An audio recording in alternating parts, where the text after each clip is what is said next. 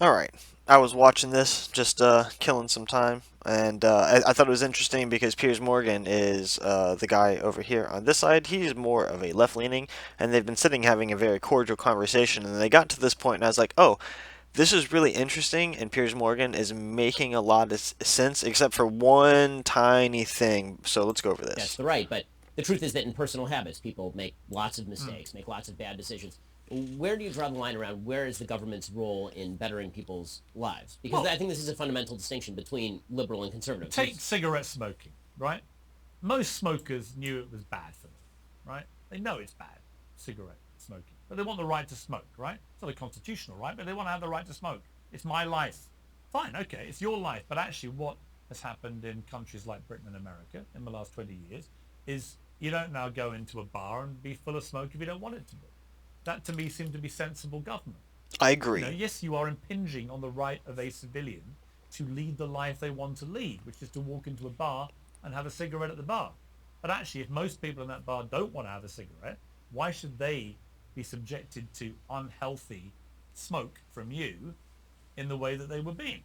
Okay, so the basis of his argument is the government should not be infringing on the personal rights of a person if they want to do things, but at a certain point in time, if the things that that person is deciding to do is now affecting the larger group of people, they should, and more importantly, people want to prohibit it, then it should be prohibited, but not completely. So you can still smoke cigarettes, you can still buy them, own them, you just cannot smoke them in a bar where other people are. And that's not 100% true in all cases because if the bar owner wants to let you smoke inside the bar, they can because I know bars where you can go and it is just like the bar he's talking about that doesn't seem to exist a whole lot anymore. It's full of cigarette smoke and people want to light up, they light up. Okay, but there's more.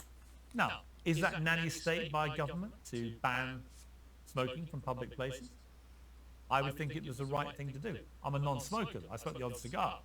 Uh, I used to be a smoker, and when they started the Clean Air Act and all that stuff, I was currently at that point in time a cigarette smoker, and I was okay with it.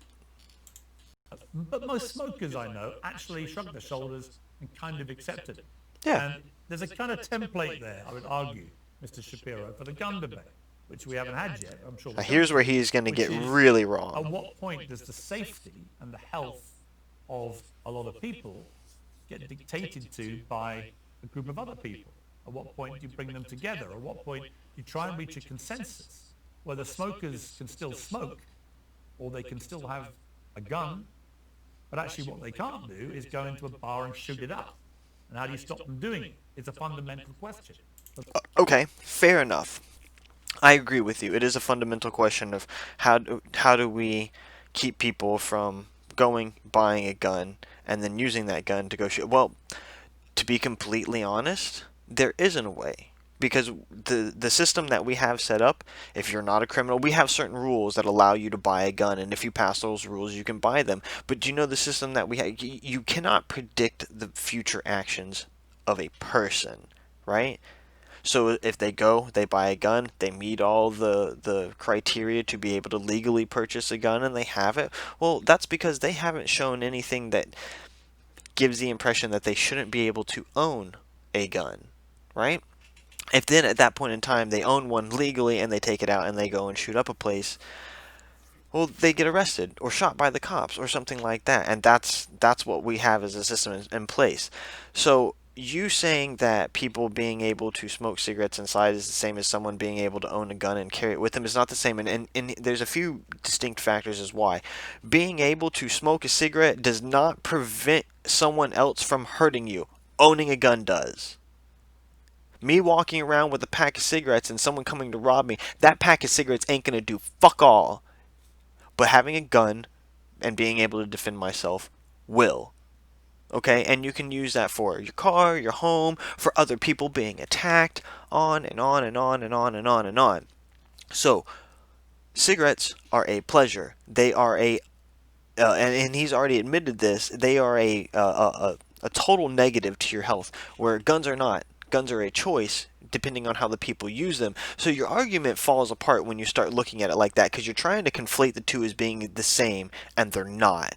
You're using elements of the two arguments to be the same, but that does not make them the same, right? Second, someone coming in and owning a gun and shooting up the place, they get arrested. I think I mentioned that. So we have that aspect, and most of these incidences where guns are being used to kill other people, they are guns that are being used or owned illegally, not by gun owners who are responsible. This is by people who own guns but own them illegally and thus are not responsible. So again, your argument falls apart on the same thing, because that would be like saying that the reason we stopped letting people smoke inside is because there were people who were underage that they were not allowed to have cigarettes and were smoking them inside.